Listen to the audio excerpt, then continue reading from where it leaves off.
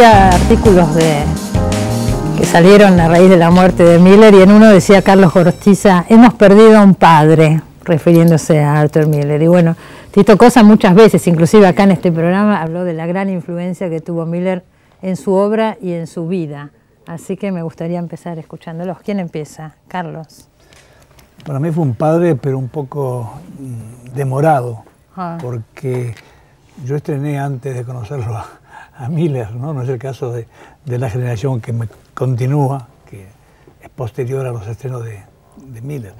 Yo había estrenado ya El Puente, y había estrenado, es decir, estaba con una obra que se llamaba El Fabricante de Piolín. Esta es una anécdota que posiblemente sirva.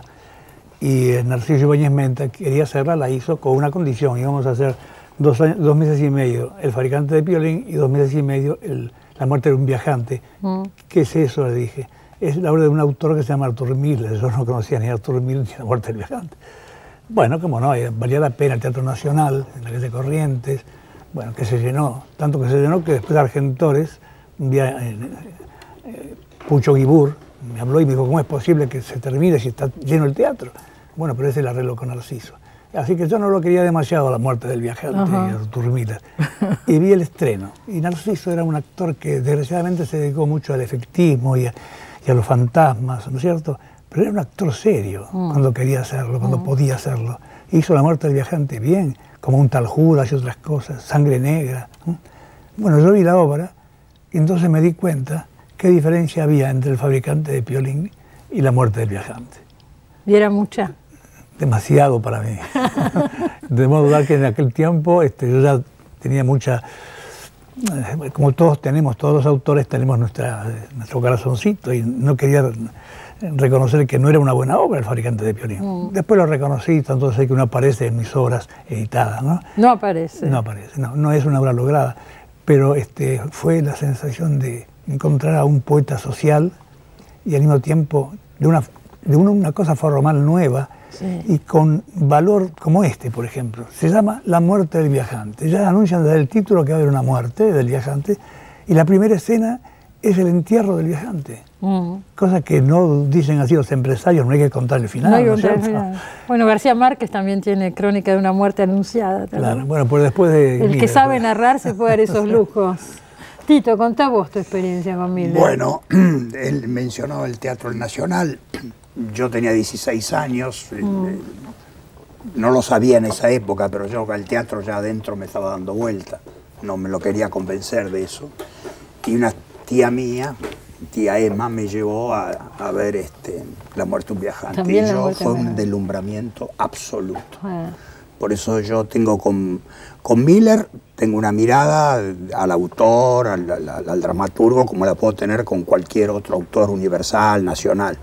Pero con La Muerte de un Viajante es una... Concretamente con esa obra, si tuvieran que elegir una obra de Arthur Miller, ¿dirían La Muerte de un Viajante? No, yo elegiría Las Brujas de Salem. Ajá. Pero esa obra fue tan impresionante, porque lo que decía por un lado Carlos, ¿no? Es decir, la estructura era tan moderna, ¿no? Después el cine la empezó a usar mucho, y nosotros la usamos mucho, esa estructura de mezclar los tiempos, el pasado que se mezcla en el presente. Pero aparte la temática de siempre, la temática del padre y el hijo, estas cosas que pegaban a todos, ¿no? Bueno, para mí fue un deslumbramiento. Y me acordaba, viniendo para acá, que yo después que la vi, quise volver a verla y me llevé a un amigo mío también, de 16 años, un chico común de barrio, éramos de barrio nosotros, ¿no? Y fui al Teatro Nacional a las 7 de la mañana, la boletería abría a las 10 y estaba cuarto en la fila, ¿no? Como se veía teatro. ¿Qué fue eso tan maravilloso que introdujo por primera vez Miller? ¿Cuál fue la estructura, la mezcla de los tiempos, la mezcla del tiempo, el pasado y el presente.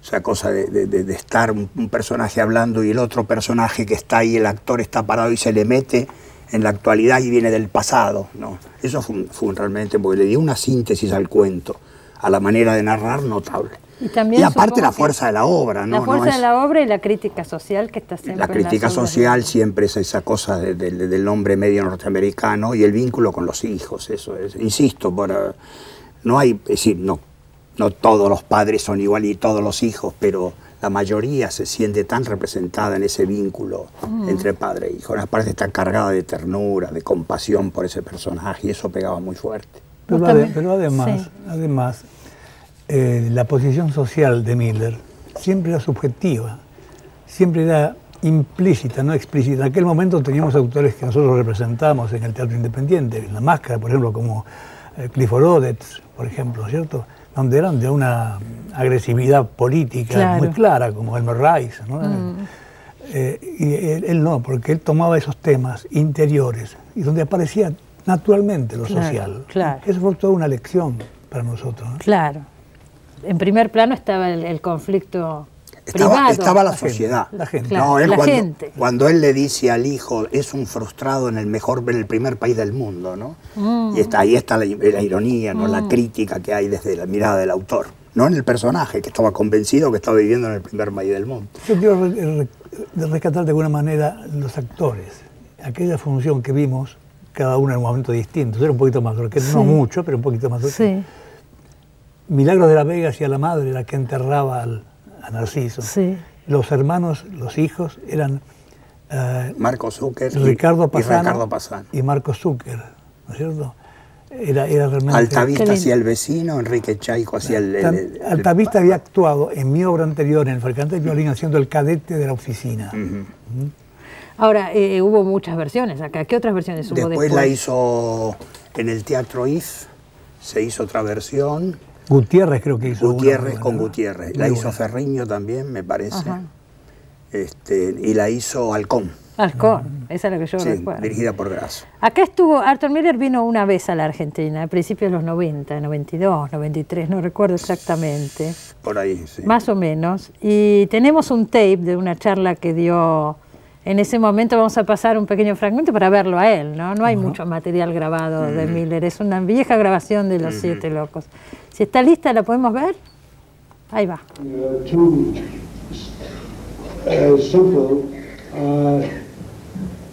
It seems to me that the writer especially has a function which probably no other art has, and certainly not the sciences. He is able, theoretically anyway, to give us the news of what is happening in a society. The news not only in the concrete objective sense, but the news in the changes of the spirit of the people. I think that we are suffering from an exhaustion, as I say, because we have no support. Most artists no longer are relying on the church for a construct of the world.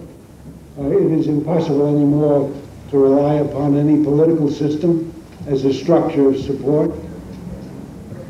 It's a great challenge to find a new one. Maybe that's what we ought to be doing. Yo recuerdo este viaje, esa fue una charla que dio en el Banco Patricios. Y después tuvo una charla, un encuentro con autores, con un grupo de autores. ¿Que vos estuviste ahí? Los dos estuvieron. Desgraciadamente a mí me dieron la cita una hora después de haber empezado. Así que lo vi 2 minutos. Llegaste tarde. Ese fue el primer contacto. Encontrar una persona que dice es mi padre intelectual y qué sé yo, y verlo tiene que haber sido bastante fuerte. Sí, fue fuerte. Lamentablemente la barrera del idioma impidió profundizar. Aparte tuvo un tiempo acotado. Él se quedó, quería quedarse, pero tenía que irse a la embajada. No sé. Pero fue una buena charla. Sí, fue muy impresionante. Me acuerdo que en un momento dado se hizo un silencio y alguien gritó, pregunten que hace 40 años que lo estamos esperando. Sí, fue... No, porque aparte él no solo es el autor, también es el personaje, era un humanista, un tipo de... La ubicación con un progresista, un tipo que enfrentó al McCarthy. Por supuesto. Claro. Un tipo que un referente, un modelo ético. En la época de la dictadura él estaba dispuesto a venir acá a forzar cosas, a provocar cosas. No, un tipo realmente una ética muy grande, muy coherente, ¿no? Así que es una suma, ¿no? Aparte del autor. Yo creo que de los autores americanos, algunos prefieren de pronto a Tennessee Williams, hablan de O'Neill, ¿no es cierto? Pero creo que sin duda que es el autor más querido. Arthur Miller. Además de su calidad, ¿no? De su condición. ¿Y qué peso tiene hoy? ¿Y en qué los influyó tanto a ustedes? ¿Influye en los dramaturgos jóvenes actuales, ya sea de Estados Unidos o de acá? ¿Ustedes ven que todavía la figura de Miller tenga ese peso? Yo creo que sí, es muy subjetivo esto, ¿no? Pero yo creo que sí, si los que se conocen esas obras, es como negar a los padres, ¿no? Yo creo que sí. No, yo no diría influencia en los jóvenes, no la veo, pero porque cambió, podríamos decir que cambió un poco el sentido se cuenta de otra teatro. manera, claro, cambió, se cuenta de otra manera, los temas son otros, el valor de la imagen, los mundos más bien rituales, es decir, es un teatro en general, ojo, en general.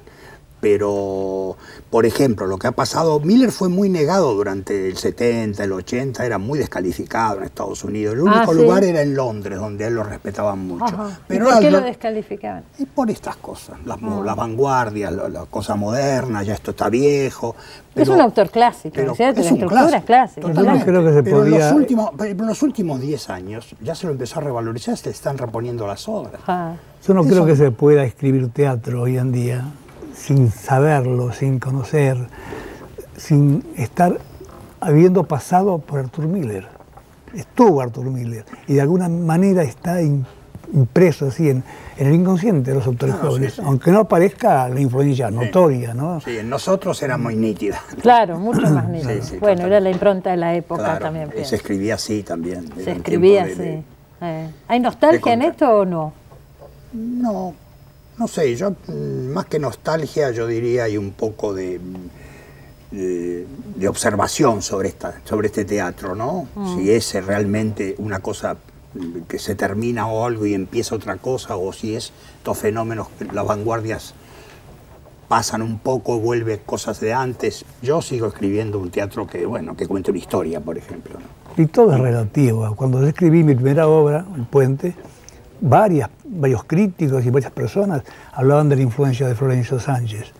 Y yo juro que no había leído a Florencio Sánchez, ni había visto ninguna obra de Florencio Sánchez. Estaba. Las cosas en algún lugar estaba. Yo había visto a Blanca Podestá, haciendo Dios se lo pague, a Discépolo. ¿No? Bueno, ahí atrás estaba Sánchez. Yo les agradezco un montón que hayan venido y me alegro mucho de haber empezado el programa recordando a Miller, empezando la temporada. También. Muy bien, sí, realmente. Nos seguiremos viendo. Después del corte, Julia Costela, vamos a hablar de Celia, la madre del Che. Ya volvemos.